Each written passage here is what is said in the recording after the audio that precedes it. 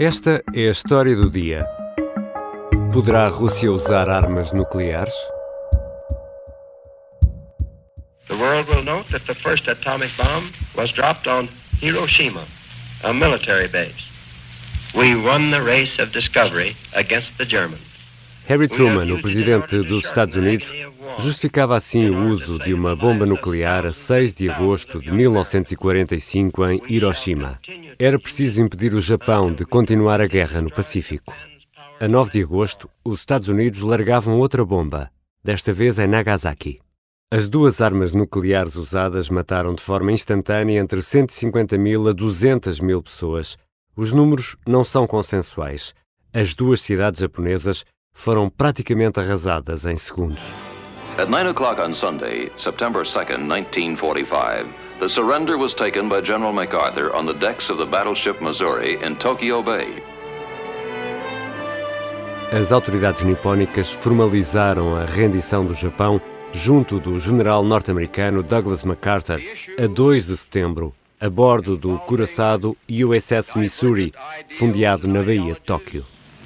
I now invite the representatives of the Emperor of Japan and the Japanese government and the Japanese Imperial General Headquarters to sign the instrument of surrender at the places indicated.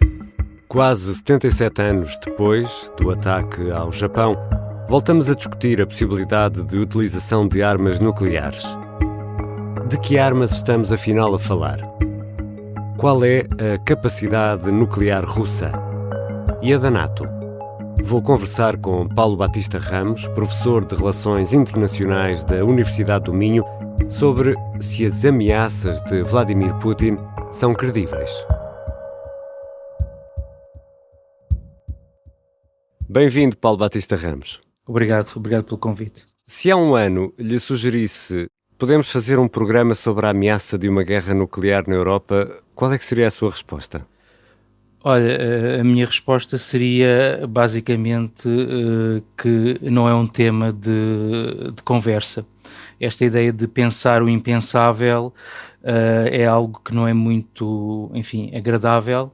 Até que conto só uma pequena história. Quando estes exercícios de pensar a guerra nuclear começaram a ser feitos nos Estados Unidos, no pós-Segunda Guerra Mundial, por cientistas, académicos, etc., as consequências eram de tal forma catastróficas, muitos deles tiveram crises de pânico, vomitavam, angustiados e, por simplesmente, abandonaram esse tipo de exercício e até de profissão. Portanto, deixaram de ser estrategas nucleares só com esta ideia terrível de pensar o impensável. Este é o tema que trazemos hoje à história do dia e temos razões fortes para isso. Nesta altura, professor, qual é a dimensão do poderio nuclear do lado russo e do lado norte-americano? Estão os dois, um pouco lado a lado. São, efetivamente, as duas grandes potências nucleares do mundo. É um clube exclusivo, do qual fazem parte 9 Estados apenas, e a grande potência nuclear do mundo é efetivamente a Rússia. No total de 13 mil ogivas nucleares que estão registadas em todo o mundo, pouco mais de 6 mil são russas e cerca de 5.500 são norte-americanas. Portanto, russos e norte-americanos têm 90% das ogivas nucleares do mundo. Portanto, estamos aqui do lado russo, na presença da real potência nuclear da atualidade. Só dar o exemplo da China.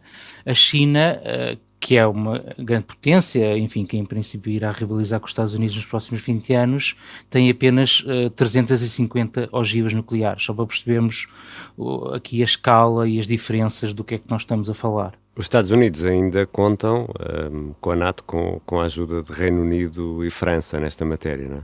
Certo. Também, digamos que é uma espécie de segunda divisão ao nível da China e, portanto, quase que não tem, grande significado.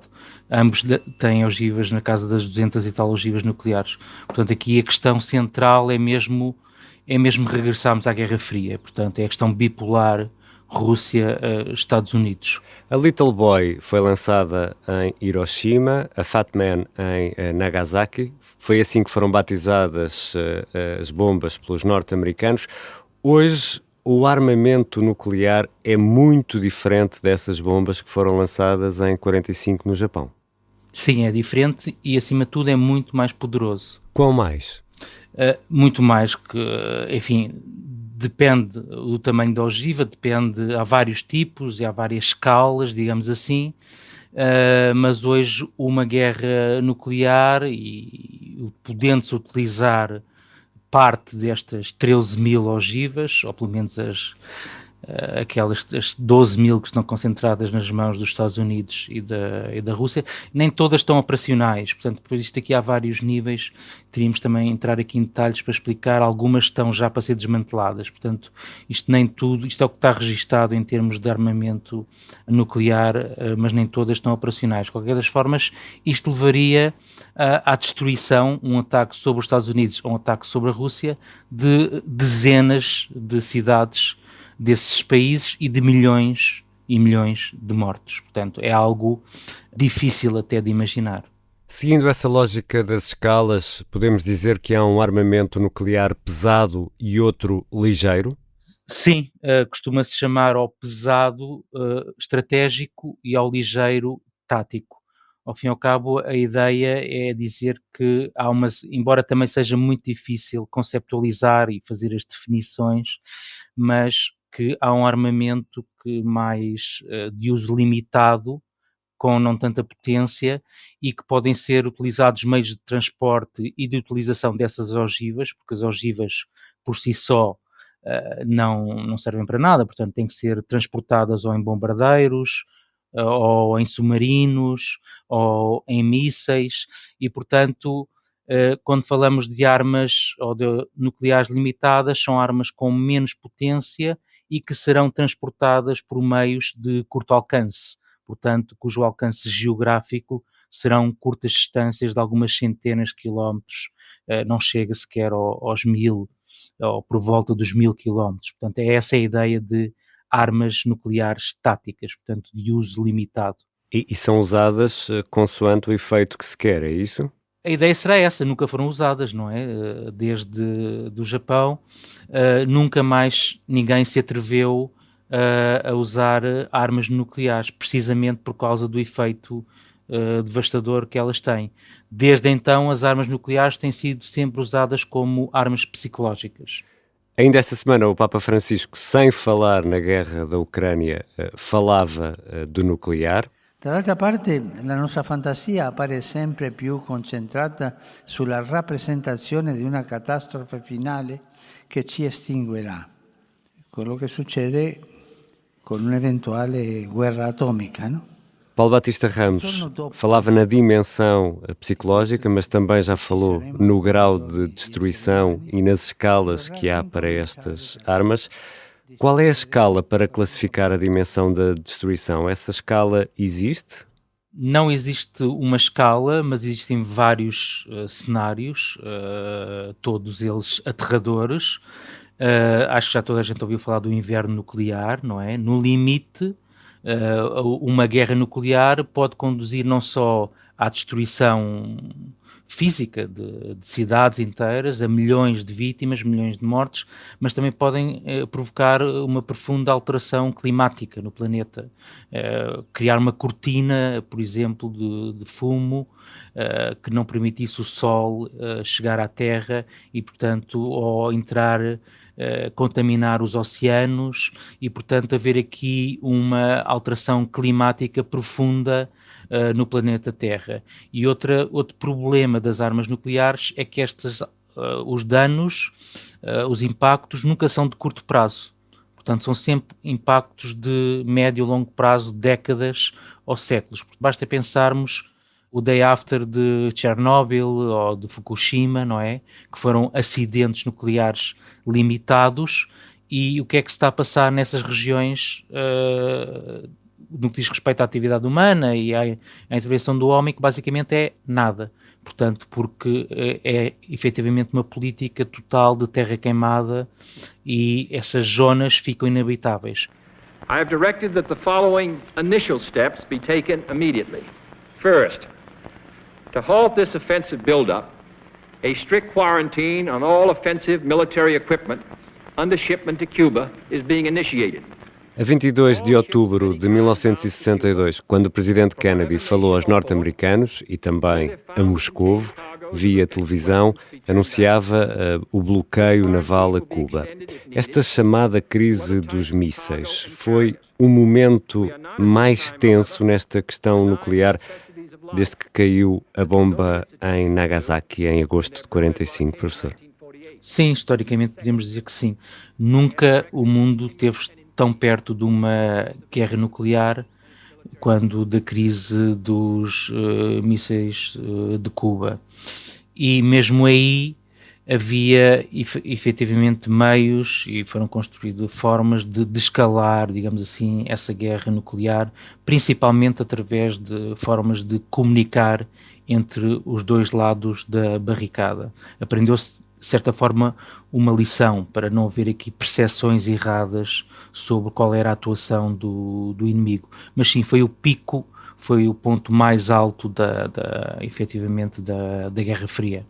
Professor Paulo Batista Ramos, estamos a ter esta conversa motivados em grande parte por estas declarações de Vladimir Putin e que, no fundo, são um aviso.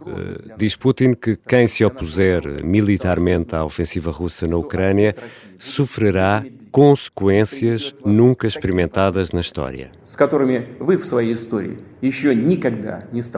E depois Putin, em resposta às sanções económicas, colocou a força nuclear russa em alerta. Высшие должностные лица ведущих стран НАТО допускают и агрессивные высказывания в адрес.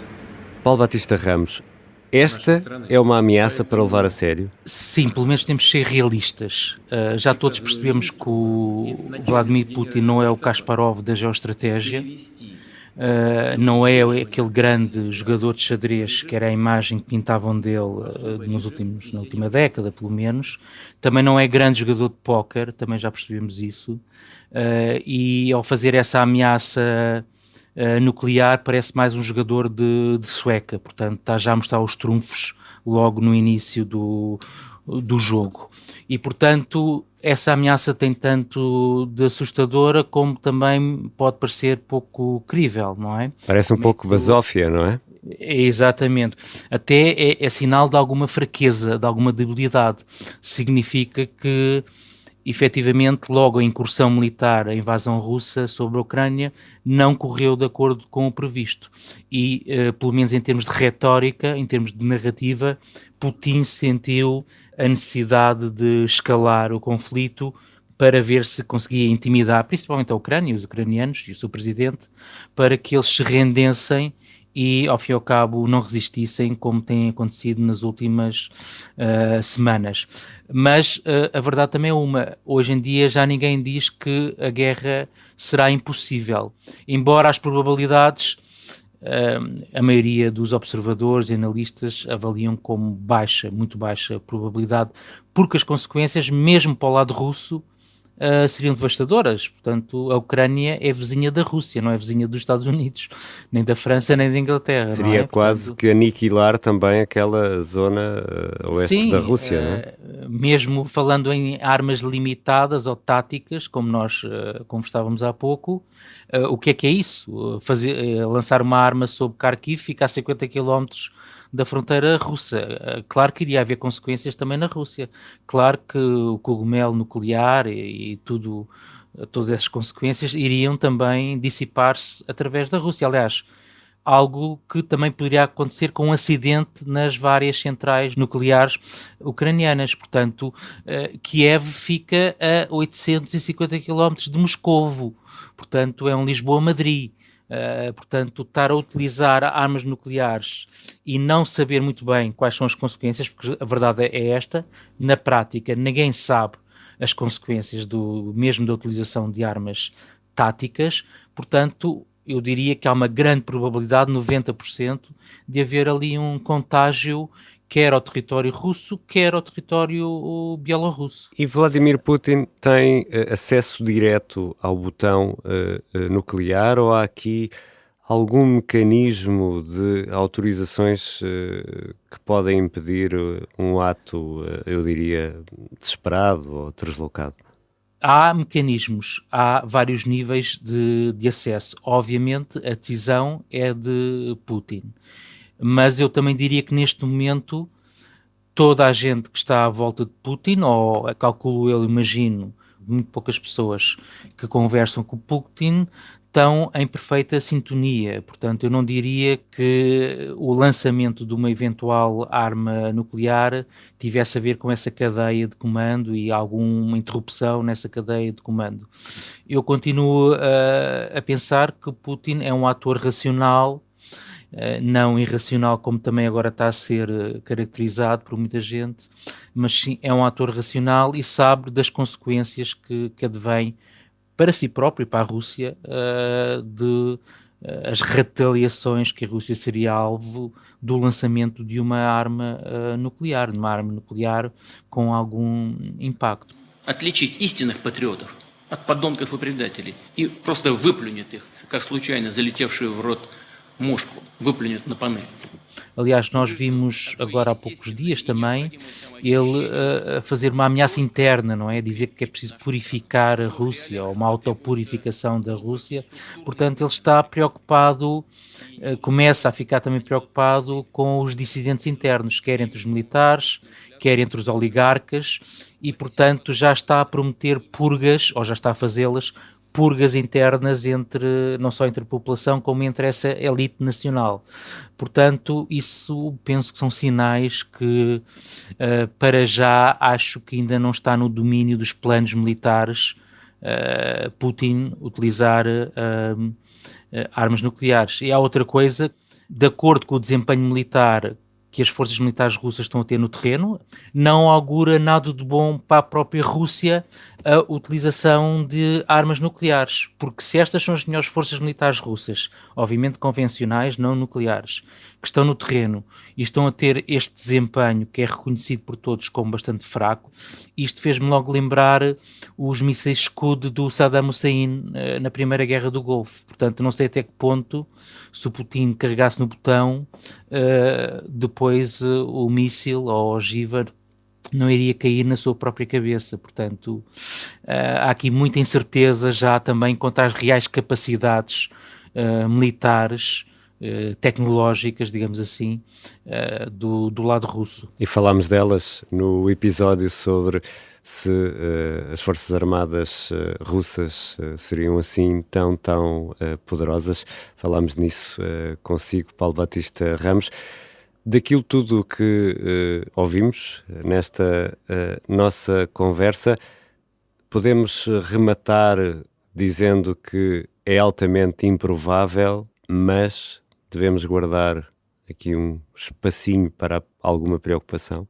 Sim, parece que regressámos a 1946. Essa foi a conclusão dos primeiros, dos pioneiros cientistas, académicos que estudaram precisamente a estratégia nuclear, e a conclusão que eles chegaram, e até cito aqui um autor não tão conhecido entre nós, chamado Bernard Brodie, que é conhecido como Clausewitz da era nuclear, e a conclusão que ele chegou é para não ocorrer uma guerra nuclear, nem sequer pode ocorrer uma guerra. Portanto, nem sequer devemos pensar em armas nucleares. O que nós temos que começar a pensar é como evitar uma guerra a todo o custo. Porque as armas nucleares dão aqui uma dimensão de impossibilidade de vencer a guerra. Portanto, não há uma lógica sequer, não há uma estratégia sequer para utilizar as armas nucleares de uma forma vitoriosa. Ainda não foi encontrado, nem por americanos, nem por russos, nem por estrategas franceses. Ninguém conseguiu encontrar uma forma vitoriosa, digamos assim, de usar armas nucleares. Penso que o Putin está ciente disso.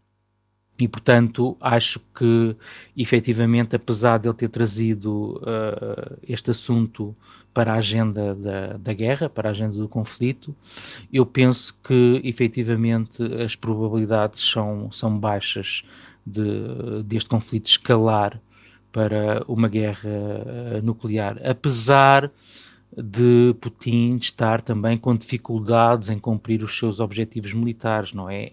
Portanto, há aqui várias variáveis, mas eu diria que sim, que a guerra nuclear, enfim, voltou a estar nos nossos pensamentos, mas eu continuo a achar que será improvável. Obrigado também por essa nota de otimismo, Paulo Batista Ramos. Obrigado, foi um prazer novamente estar convosco. A possibilidade de escalada para um conflito nuclear é uma preocupação constante desde que começou a guerra na Ucrânia. É uma guerra que continuamos a acompanhar ao minuto, tanto no jornal como na Rádio Observador. Esta foi a história do dia. A música do genérico é do João Ribeiro, a sonoplastia da Beatriz Martel Garcia. Eu sou o Ricardo Conceição. Até segunda.